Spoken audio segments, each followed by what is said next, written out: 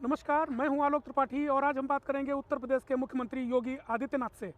आपका ईटीवी में बहुत बहुत स्वागत है। धन्यवाद जी। सर, आप कोविड काल से ही उत्तर प्रदेश के सभी जिलों के दौरे कर रहे हैं और कई कई बार जिलों के दौरे हो गए हैं। इस चुनाव में क्या देख रहे हैं आप, किस तरफ जा रहा है चुनाव? देखिए, चुनाव भारतीय जनता पार्टी के राष्ट्रवाद, विकास और सुशासन के एजेंडे पर जा रहा है और जनता जनार्दन ठान चुकी है कि उन्हें सुरक्षा देने वाली, उनके उज्जवल भविष्य के लिए विकास के कार्यों को प्राथमिकता के आधार पर डबल स्पीड के साथ बढ़ाने वाली, बिना भेदभाव के हर गांव, हर गरीब, हर किसान, हर नौजवान और हर महिला को शासन की सुविधा से जोड़ने वाली भारतीय जनता पार्टी की डबल इंजन की सरकार को प्रदेश के अंदर हर हाल में लाना है और चुनाव के अब तक के 3 चरणों के जो रुझान हैं वो इसका स्पष्ट संकेत करते हैं। हाल ही में कुछ आतंकियों को सजा सुनाई गई। उनमें से एक का संबंध कुछ सपा के जो जो अध्यक्ष हैं अखिलेश यादव जी, उनके साथ उसके पिता का फोटो एक बार इस पर क्या कहेंगे आप? देखिए, समाजवादी पार्टी का इतिहास सुरक्षा के मुद्दे पर अत्यंत ही खराब रहा है। 2013 में जब समाजवादी पार्टी की सरकार थी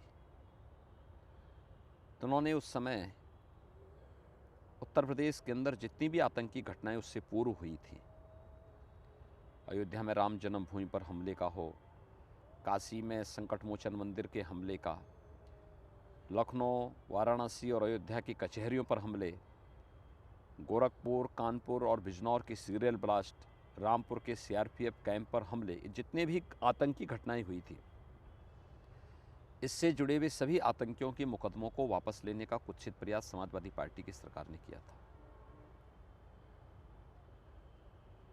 समाजवादी पार्टी सरकार का पूरा इतिहास ही प्रदेश के अंदर अपने राजनीतिक स्वार्थ के लिए,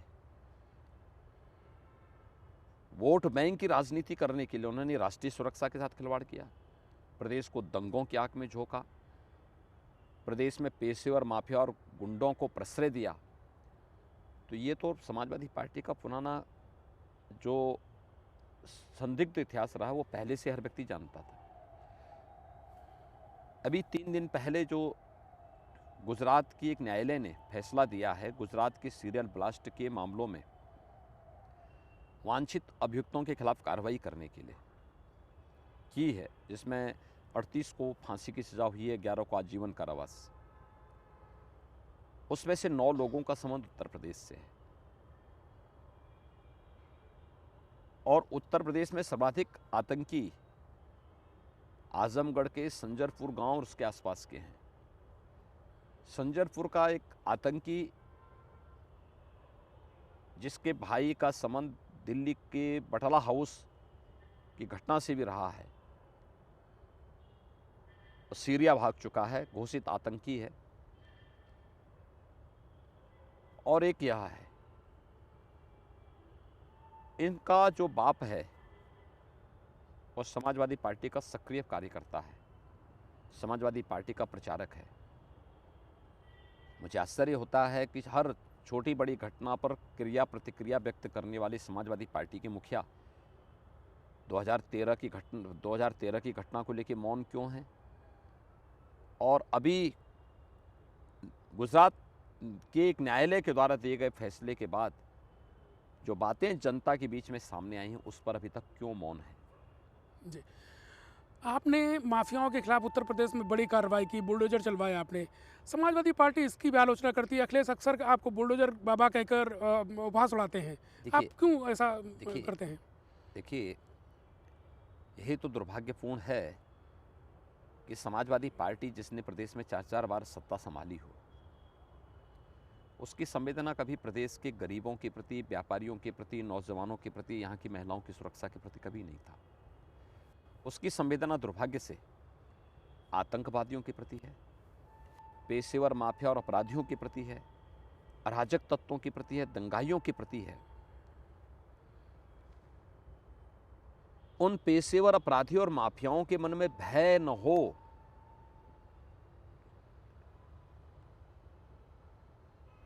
समाजवादी पार्टी हमेशा उनको सत्ता का प्रश्रय देती थी।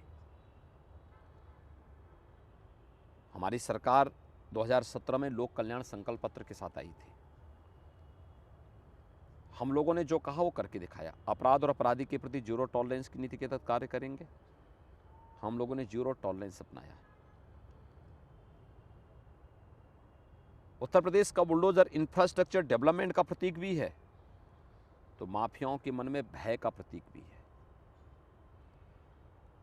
विकास भी होगा और अवैध निर्माण पर ध्वस्तीकरण की कार्रवाई भी होगी। दोनों एक साथ चलेंगे जी। और मैं फिर इस बात को कह सकता हूं कि 10 मार्च के बाद जब भारतीय जनता पार्टी की फिर से सरकार आएगी, सरकार अपने सुरक्षा के मुद्दे पर कोई समझौता किए बगैर, विकास के मुद्दे पर समझौता किए बगैर, किसी भी ऐसे मुद्दे पर समझौता किए बगैर जो प्रदेश के हित में हो, देश के हित में हो, अपने कार्यक्रम को अनवरत रूप से आगे बढ़ाएगी।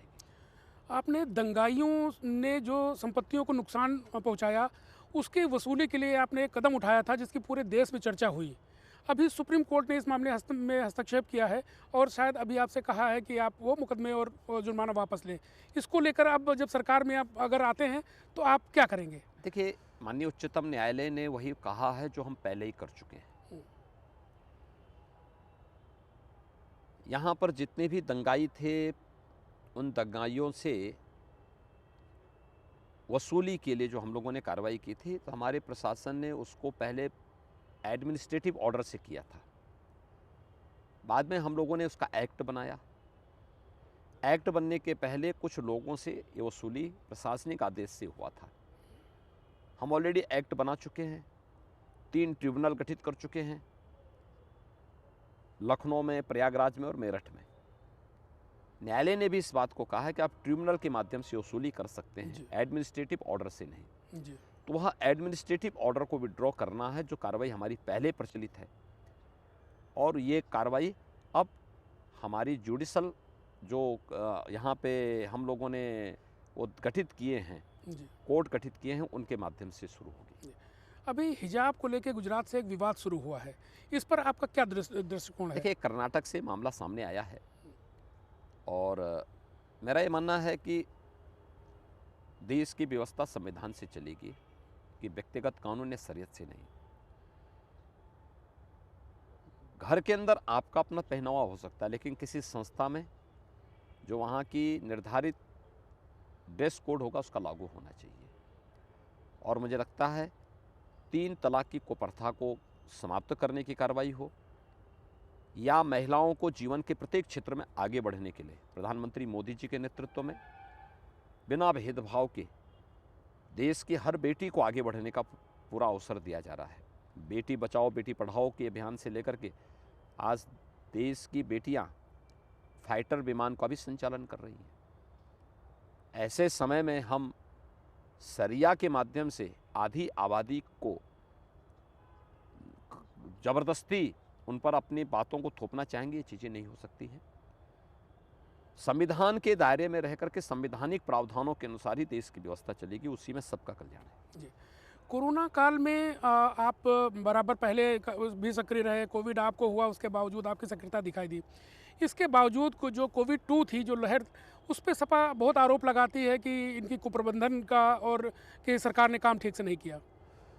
कोविड के दौरान सपा बसपा या कांग्रेस थी कहाँ? ये ट्विटर के बाहर गई थे, इनका किसी का पता नहीं था। कोरोना की पहली वेव हो, दूसरी वेव हो या तीसरी वेव, ये जितने नेता आज चुनावी मैदान में दिखाई दे रहे हैं ना, सपा के हों, बसपा के हों या कांग्रेस के, ये केवल चुनाव के दौरान दिखाई दे रहे हैं पिछले 3-4 महीनों से।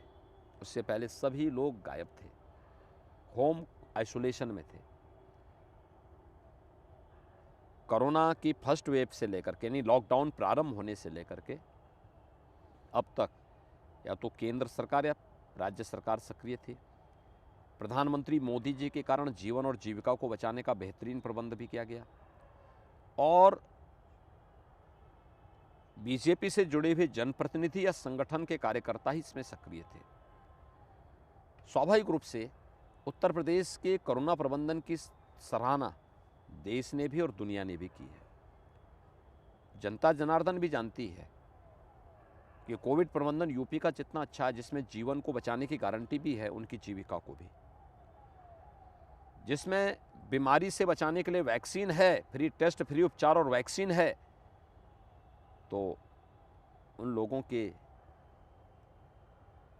भूखमरी से बचाने के लिए फ्री में राशन की सुविधा भी है। डबल इंजन की सरकार है तो महीने में 2 बार राशन भी फ्री में मिल रहा है। जी, आपके पास एक लंबी फहरिस्त है जो आपने काम किए हैं पिछले 5 साल में।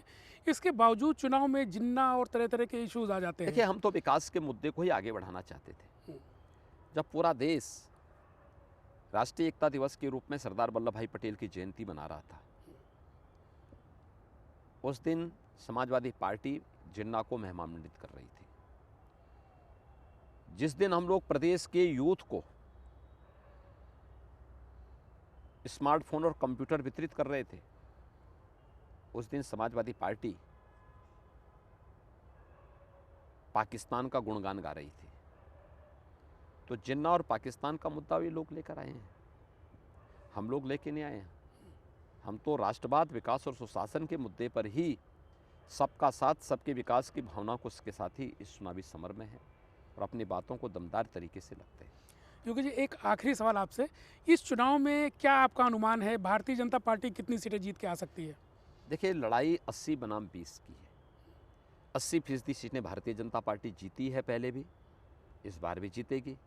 20% में बसपा, सपा और कांग्रेस के बीच में बंटवारा होगा। 80-20 को किस का अर्थ समाजवादी पार्टी कुछ दूसरी तरफ ले जाती है, इस पर भी बड़ी चर्चा होती है। उनकी सोच जैसी होगी वैसे अर्थ लेंगे। जी। हमारी सोच स्पष्ट है। जो लोग सुरक्षा के पक्षधर हैं, जो लोग विकास के पक्षधर हैं, जो लोग आस्था के सम्मान का पक्षधर हैं, गरीब कल्याणकारी योजनाओं के पक्षधर हैं कि हर गरीब को मकान मिलना चाहिए, हर गरीब को राशन मिलना चाहिए, हर गरीब को बिजली समान रूप से मिलनी चाहिए, वे सभी लोग भारतीय जनता पार्टी को पोल करेंगे। जो लोग चाहते हैं दंगा हो, माफियाओं का वर्चस्व हो, अराजकता फैले, आतंकी गतिविधियों तेजी के साथ पनपे, वे लोग 20% लोग भारतीय जनता पार्टी के विरोध में पोल करेंगे। योगी जी, हमसे बात करने के लिए बहुत बहुत धन्यवाद। धन्यवाद जी, बहुत बहुत धन्यवाद। ये थे उत्तर प्रदेश के मुख्यमंत्री योगी आदित्यनाथ जी, जो बता रहे थे कि वो कैसे उत्तर प्रदेश में काम कर रहे हैं, उनकी सरकार की उपलब्धियां भी बता रहे थे। कैमरामैन विजय के साथ मैं आलोक त्रिपाठी, ETV भारत, लखनऊ।